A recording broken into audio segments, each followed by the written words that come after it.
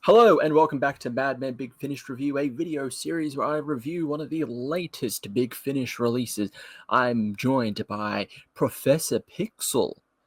He's got his doctorate back, probably illegally. Is this doctorate from Mexico? Colombia? It's about as many doctorates as the Doctor had at this point. I think the Doctor has legitimate doctorates, okay? Not in his first incarnation. Big fan. Sorry, video over, I'm going by. But no, we are here for the first review of 2025. We are here to review the First Doctor Adventures, The Living Darkness, written by Jacqueline Rayner, starring Stephen Noonan as the First Doctor and Peter Purves as Stephen Taylor. Old Stephen Taylor. Old man Stephen. This is a single story at about a little over 2.5 hours. Almost 3 hours. So yeah, written by Jacqueline Rayner, cover art by Oliver Arkenstall-Jones, directed by Helen Godwin, executive producers are Nicholas Briggs and Jason Hake-Ellery, music by Nicholas Briggs, produced by Mark Wright, script edited by Nicholas Briggs, sound design by Stuart McCowan, and senior producer John Ainsworth. So, the description is as follows. Stephen Taylor thought he left a life of adventure behind when he said goodbye to the Doctor and forged his future as the leader of a world, but decades later, when a broken and grieving Stephen awakes aboard a mysterious spacecraft, terror is close at hand. What is the purpose of the ship's voyage, and why has it collected a random group of from different points in time and space? What sinister presence lurks within the darkness that smothers its corridors? And can Stephen really trust the new arrival, claiming to be the Doctor? It's weird that that's added in there, but when he meets the Doctor, it's instant. Doctor, it's me! It's the Doctor that doesn't initially trust that it's Stephen. So it's weird that they added at the end is can Stephen really trust the new arrival claiming to be the Doctor? Because he sees that it's the Doctor and easily trusts him. So it's a bit because it's the other way around. Yeah, but the Doctor doesn't initially trust him. The story starts out with his perspective, though, and I think that's what it follows. And that's a hard. That is a weird thing to put in the description. Yeah, but yes, we have both listened to the story. As people know, we are big Noonan supporters, Noonan First Doctor supporters. We've loved every release so far with Stephen Noonan as the First Doctor and Lauren Cornelius as Dodo Chaplet. This is the second time they have done a former companion comes back as their an older self. Or technically, the actor is at their current age now. The previous one we had Maureen O'Brien reprise her role as an older Vicky in Fugitive of the Daleks. So they're continuing this trend with Peter Purves reprising his role as a older Stephen Taylor. Although he has done this before. There are, I think, Companion Chronicles where he plays older Stephen, about his life as a leader. So. And do those stories feature another Dodo? I think it does mention. I think one of them, if I recall, does mention he had at least 3 kids. One of them was Dodo Taylor. I think Dodo dies, and then the 2 sisters want to lead, and that's when Stephen steps down and he's like, democracy, you choose.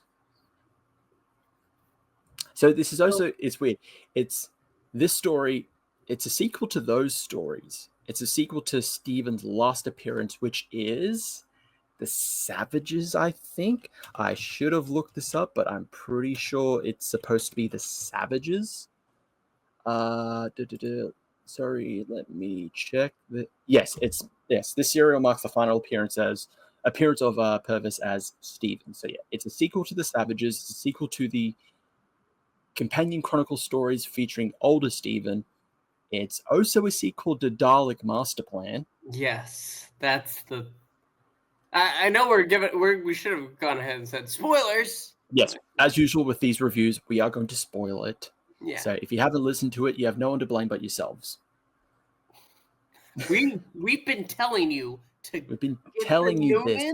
It's a new year. every time. New year, new me. Not new year, same old me. Which is how I approach every new year. Nothing changes. New year, new Nin. That's how you should go about it. But no, as usual, you shall start off. We're keeping this the same. You shall start off. What is your thoughts on The Living Darkness? I wasn't expecting a sequel to the Dalek Master Plan. Were we expecting sequels to a lot of stories in the previous one? No. And also setups for one? This story is, with how it started off, it threw me. Because we do just start straight with Steven, and yeah, we have this loose plot thread that's going with the First Doctor being transported here and there all over the place for some reason that we still don't know. I thought when listening to it, is it connected to what happened at the end of the second box set? Yeah, it's still. I think that's it. I think that's what it's supposed to be. So I might have to re-listen to this. Re-listen to Fugitive, the previous one. So is Living Darkness set after Fugitive, or is it like before Fugitive? After is it Fugitive. So it's definitely after? Oh, so, yeah, it's definitely after, because what happens at the end of what's the name of it? Fugitive? No, before that. The Demon Song?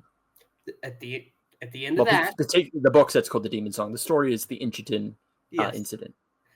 And he, at the end, disappears. Doctor, where'd you go? And then we go into Fugitive.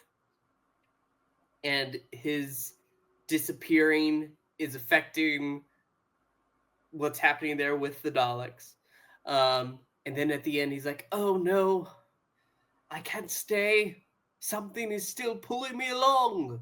And then here, he's saying that he is stabilized because of the ship's function to find life forms that need help. This is for your own good. I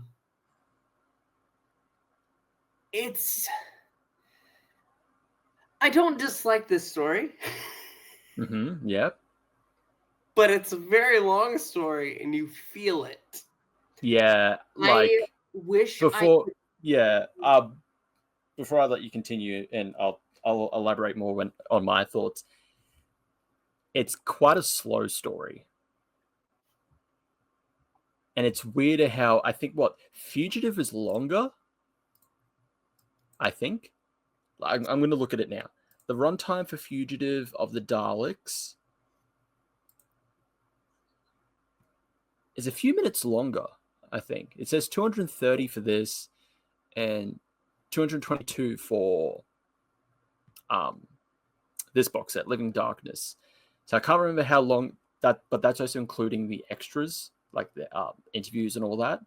So I'd have to go back, but I feel like Fugitive was a longer story, but it didn't feel long. No. Because of how it was paced and how we were getting from like point to point. It didn't feel like it was long. With this one, it feels long. I think it's also the nature of the stories. Yeah. The Doctor also plays a loose role in Fugitive of the Daleks, because he is... But we don't know that until we get the reveal. We don't know that, yes.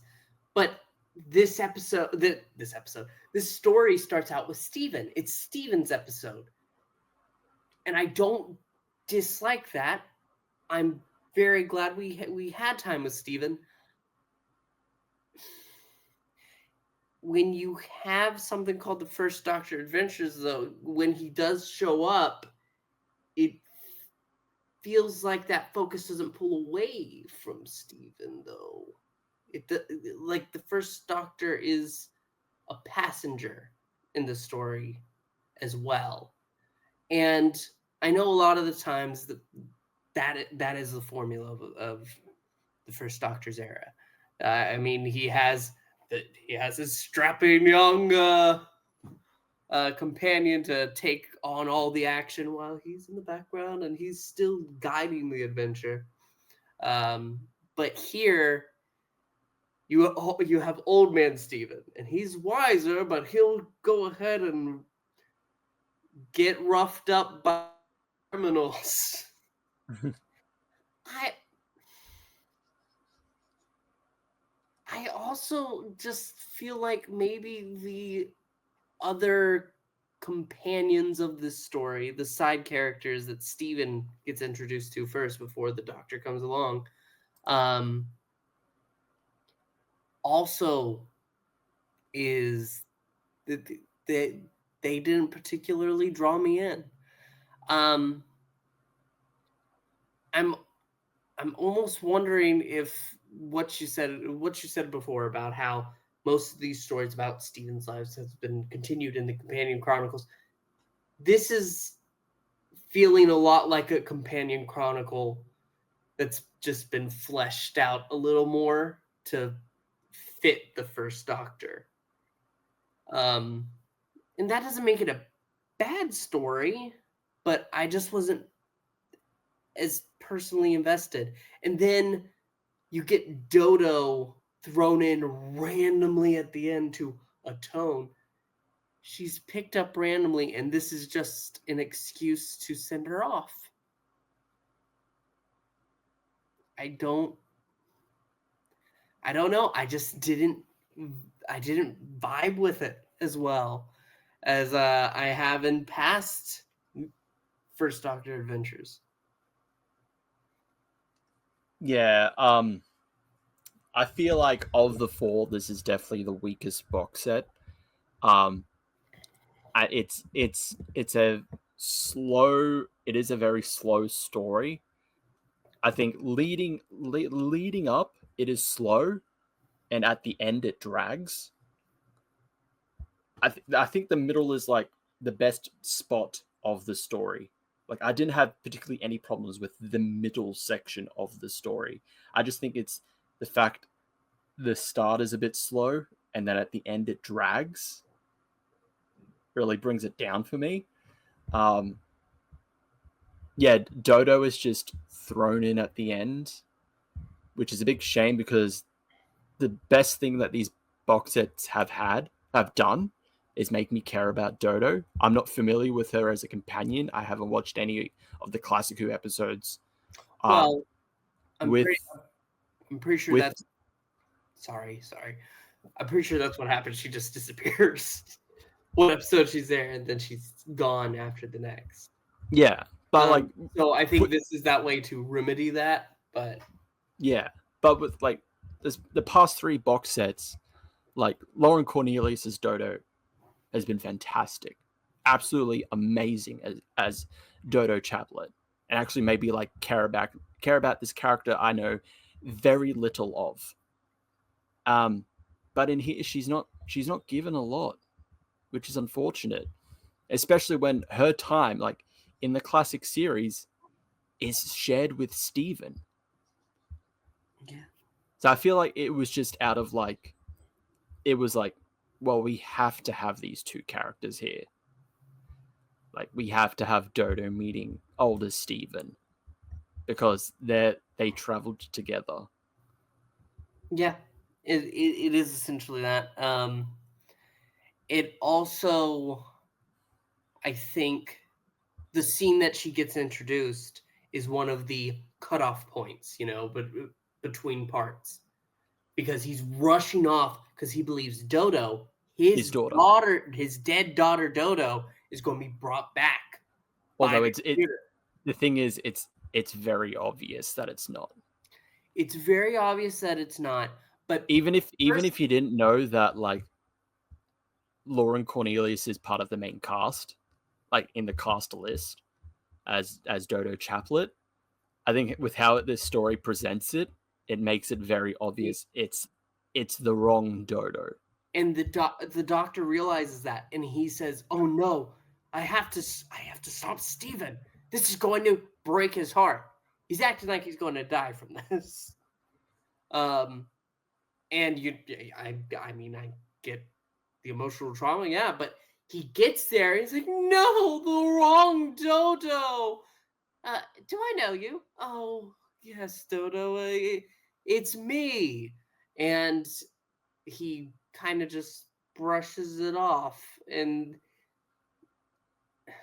so it felt kind of like manufactured panic for end, and that also didn't sit right with me. I think and then the end is the computer pretty much telling them, "Oh yeah, you're all qualified."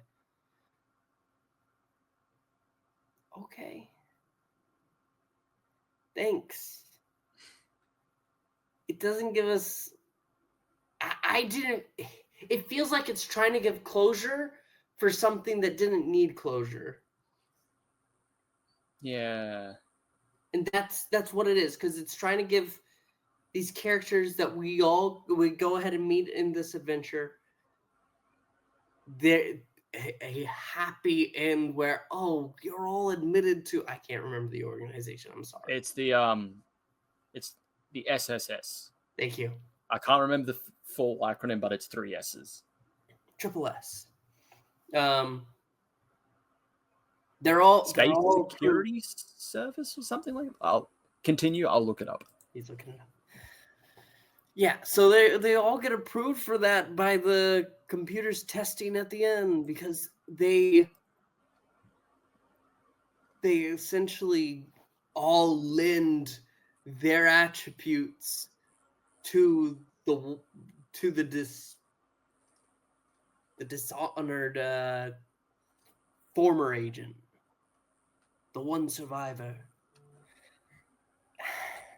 I want to like it more. That's the key thing. I want to like this story more, but I feel like it's really lacking. I don't think it's bad, but I just don't think it's particularly good. Yeah, I can understand that. I was right. Space Security Service. That's what it is. Triple S. But yeah, like,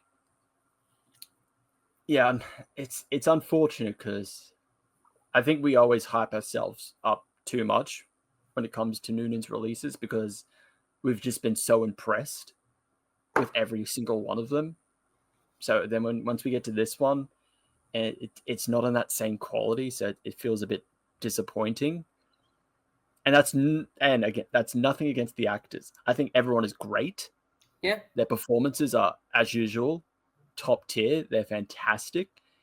I just think the story is lacking. And the fact that they're doing, straight up after Fugitive of the Daleks, they're doing another former companion but older, reunited. And the thing is, when you talk about like giving closure, that works in Fugitive of the Daleks. And I feel like they, even though it's not this, I don't think it's the same writers. No, Jonathan Morris wrote Fugitive of the Daleks. It feels like they saw Fugitive of the Daleks, and they like the idea of the older companion coming back. But even then, that's not even original to Fugitive of the Daleks. Like, various other Rangers were doing it as well.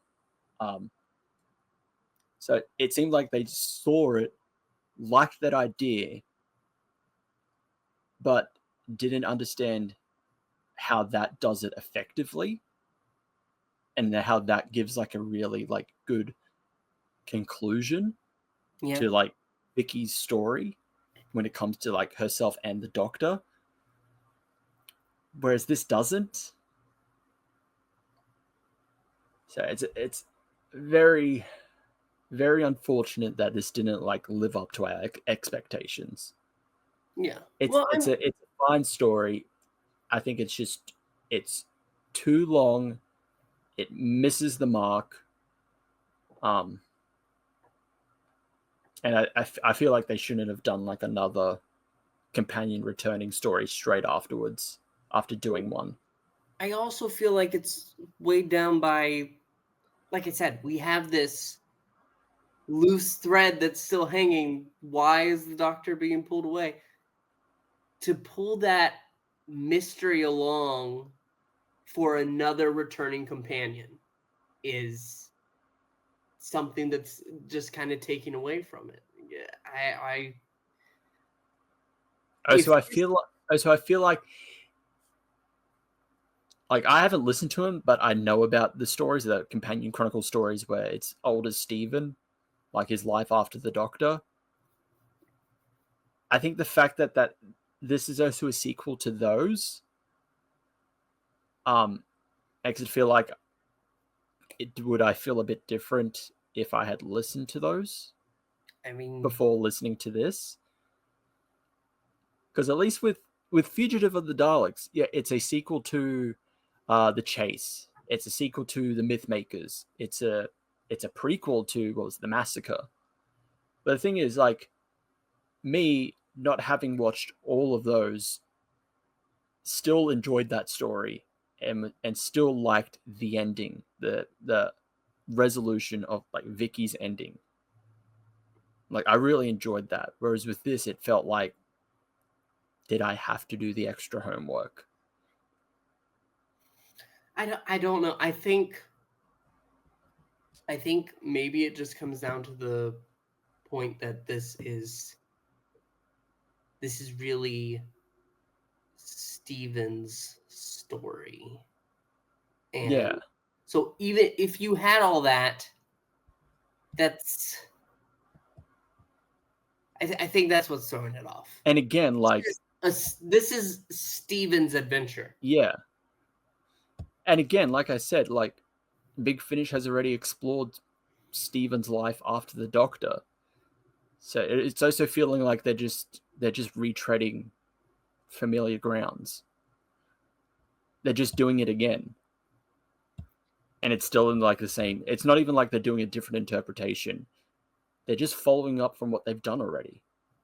It's just, I guess, an epilogue crossover for that. Yeah.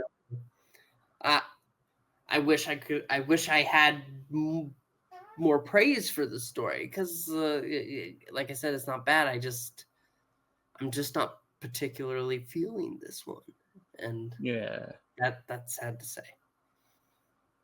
And I will say, I'm nothing against the artist. I do like the cover. I'm missing the Christopher Naylor covers. Those painted covers were Again, nothing against this artist, nothing against Oliver Arkenstall-Jones. I feel it's still a good cover.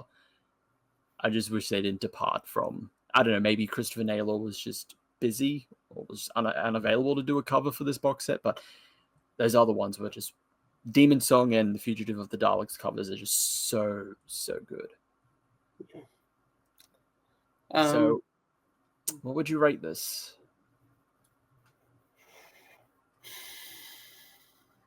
Like I said, this isn't a bad story. Far from it. It's not terrible. No, it's just that it's not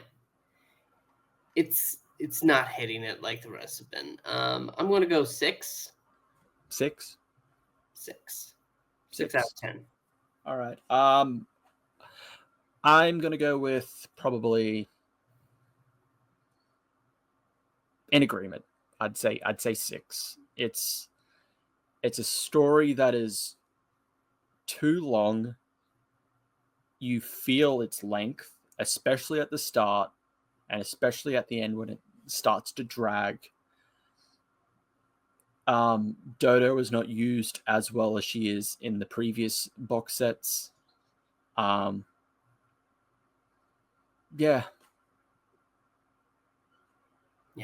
And maybe we just our expectations were just too high. Not everything's going to be like a home run. Even with like ranges where I like War Master is one of my favorite Rangers, but there's particular box sets I don't like. I Or feel stories in there I don't like, so maybe, but I feel like maybe it's just the case of this story didn't understand its range. Because this feels very much like another companion chronicle, just with a full. I would say it feels like another, like what they've done with other Rangers have done, the companion returning as well. But it's still different. That's different. I really just feel like this is a Steven story, and that doesn't make it a bad story, but it's not what we really needed next for this range. But I'm still optimistic. I still love it. I love Noonan throughout it is fantastic. I love his portrayal of the First Doctor. It's great. And I look forward to the next one. Do we even have the title for the next one? I don't think so, no. Because it's one release a year, so so we won't get another one till next year. That's how these box sets go. No. Yep. Didn't Living Darkness come out at the end of December? No, it came out this month. January. You can't break my heart like this, Chris. You can't do this. Because I'm telling you, it came out this month. I'm looking up First Doctor Adventures right now. Literally set released January 2025. The First Doctor.